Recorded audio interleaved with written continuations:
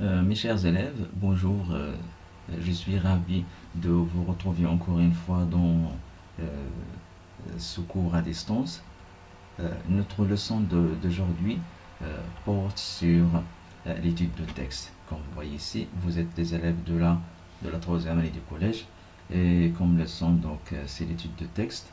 Et vous voyez ici, l'objectif général, c'est d'identifier les caractéristiques d'une lettre conventionnelle. Euh, et l'objectif opérationnel reste étudier la lettre ou bien et analyser la lettre de demande d'autorisation. Bien sûr, donc, vous voyez, donc là, le leçon sera présenté par moi-même. Bien, nous sommes, c'est-à-dire cette lettre d'autorisation fait partie de la séquence numéro 3 qui a pour compétence de rédiger une lettre pour demander une autorisation.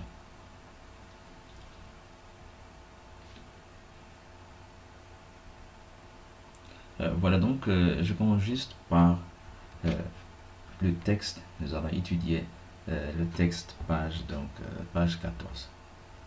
Vous voyez donc c'est la première, c'est, regardez bien, c'est ici Fès le 22 septembre 2017. Ashraf Nassiri, 33 rue Karama, 30 013. Et vous voyez donc ici, c'est les mails.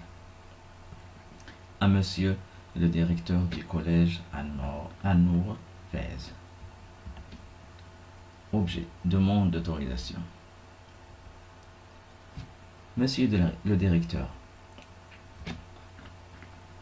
dans le cadre des activités culturelles organisées par notre établissement pour fêter la journée mondiale de la planète et au nom du club de l'environnement de notre collège, je sollicite votre autorisation pour accueillir 4 membres de l'association française Agir pour la planète qui animeront un atelier de recyclage pour les élèves de notre collège. Cette activité vise à sensibiliser les jeunes à la protection de l'environnement et à l'importance du tri des déchets et du recyclage dans la préservation et la sauvegarde des ressources naturelles. Cet événement aura lieu le 22 avril dans la cour du collège. Je tiens à vous préciser que la participation à cette manifestation concerne essentiellement les élèves de la troisième année. Le nombre maximum de personnes attendues est estimé à 10. Vous trouverez ci-joint la liste des personnes mandatées pour assurer la bonne organisation de l'événement et leurs coordonnées. Je reste à votre disposition pour tout renseignement complémentaire que vous jugez utile. Dans l'espoir d'une réponse favorable, je vous prie, monsieur le directeur, l'assurance de ma considération distinguée. À la fin, Ashraf Nassiri. Donc, comme vous voyez là, il s'agit d'une lettre. Une lettre dont l'objet c'est la demande de l'autorisation. Ici, donc, nous passons juste pour expliquer comment, parce que ici, il a dit, donc, l'établissement, donc, il s'agit là du collège, pour fêter la journée, donc, le sujet de la lettre, c'est la journée mondiale de la planète. Ici, vous avez donc le verbe « je sollicite votre autorisation ». Ici, le verbe « solliciter » veut dire « demander ». Et puis voilà, donc, très rapidement, je passe à un test de compréhension.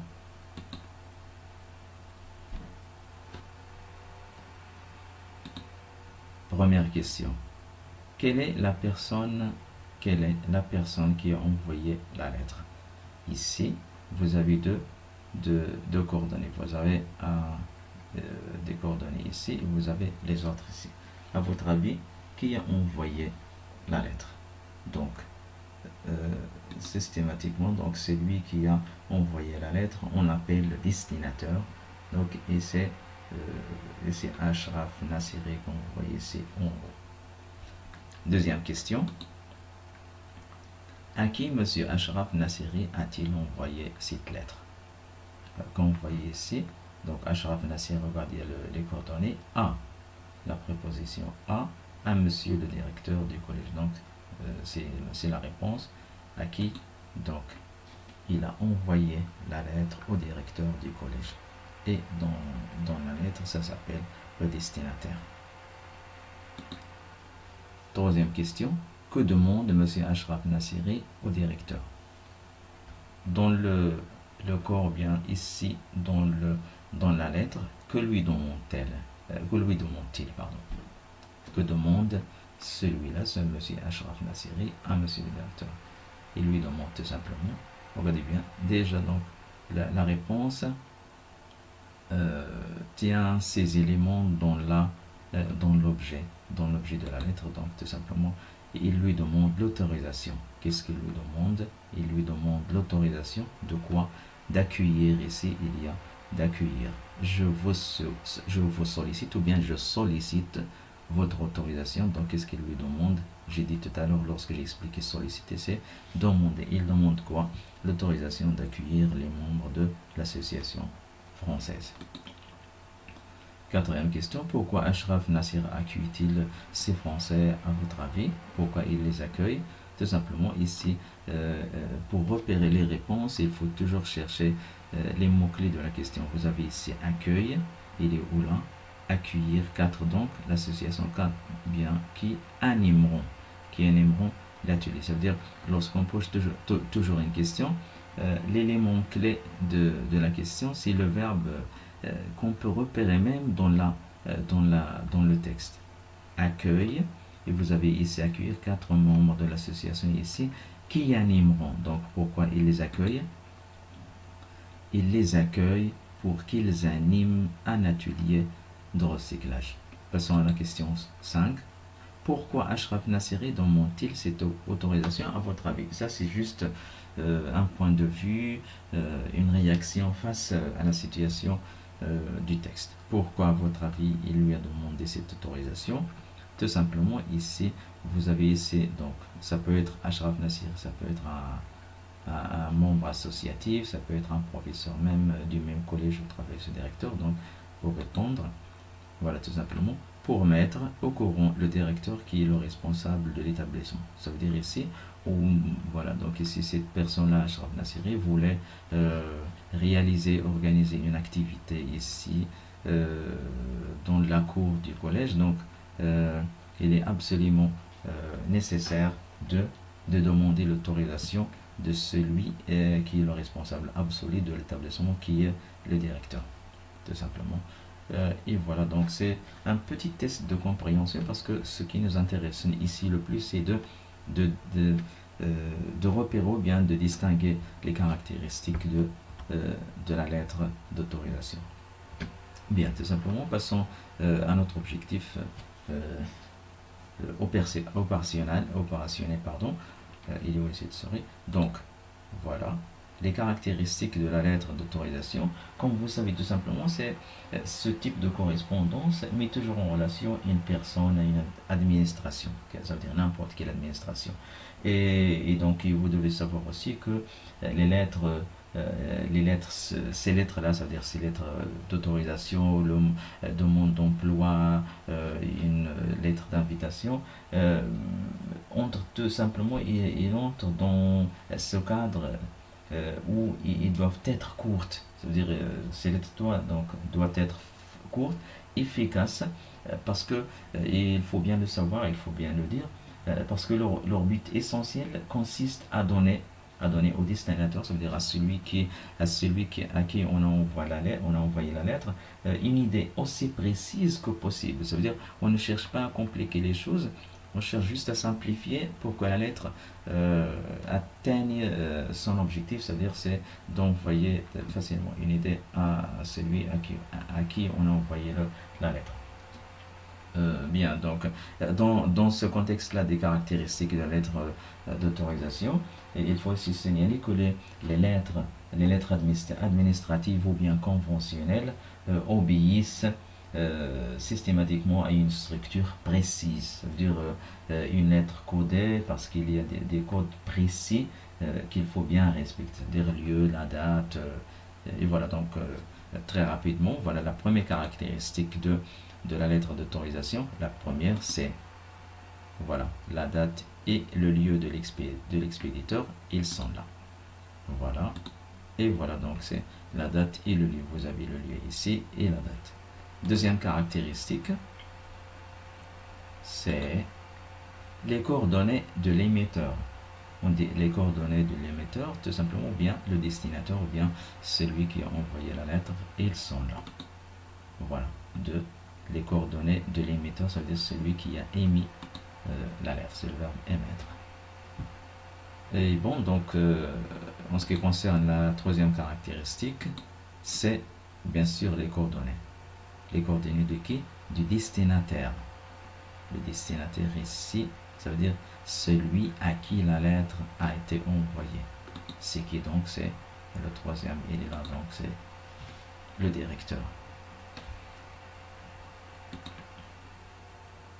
La quatrième caractéristique est l'objet de la lettre. Donc, comme vous voyez là, on descend du haut en bas, c'est-à-dire tout est organisé, tout est en ordre. Donc, quatrième caractéristique, c'est l'objet de la lettre qui est là. Et puis, la cinquième caractéristique, c'est en bas, vous le voyez, c'est ici, c'est la formule d'appel. Monsieur le directeur, donc ici, dans la lettre conventionnelle, vous pouvez dire donc monsieur le directeur, madame la présidente. Bien, il faut toujours éviter ces formules de cher, ou bien mon ami, donc, parce que c'est un peu loin de ça. Formule d'appel. Et puis, ah oui, voilà, donc c'est la formule d'appel, monsieur le directeur. Et puis, la sixième caractéristique est le corps de la lettre. Il est où le corps de la lettre à votre avis? Donc, il est là au milieu. Et c'est le voilà. Donc, tout ça, tout ce contenu, c'est le corps de la lettre, ou bien tout simplement, on peut dire que, donc, on peut dire aussi, c'est le sujet traité dans la lettre. Le sujet traité dans la lettre. Et puis, avant la fin, la septième caractéristique, c'est la formule de politesse ou bien d'ocloture, c'est-à-dire de politesse, ou ça peut être aussi d'ocloture, c'est-à-dire la fermeture de la lettre, et il est en bas. Quand vous voyez là, donc c'est systématiquement en ordre, donc c'est tout est bien. Voilà, donc c'est aussi, donc voilà, la formule de clôture, de politesse, parce que ici vous avez je vous prie, ça veut dire c'est une façon de d'exprimer sa politesse, son respect face au destinataire. Et puis la clôture, c'est voilà, donc c'est laquelle la formule ou bien la phrase à travers laquelle on a mis fin à la lettre. Donc, et après, dernièrement, vous avez la huitième caractéristique, c'est la signature. Donc, celui qui a envoyé la lettre doit absolument mentionner son nom pour qu'il soit identifié, c'est-à-dire pour qu'on puisse bien l'identifier. Voilà, donc c'est pour cela, c'est ainsi que prend fin notre petite séance. Donc j'espère que vous avez bien compris. Je vous donne rendez-vous la prochaine séance, et donc au revoir, portez-vous bien et bonne journée.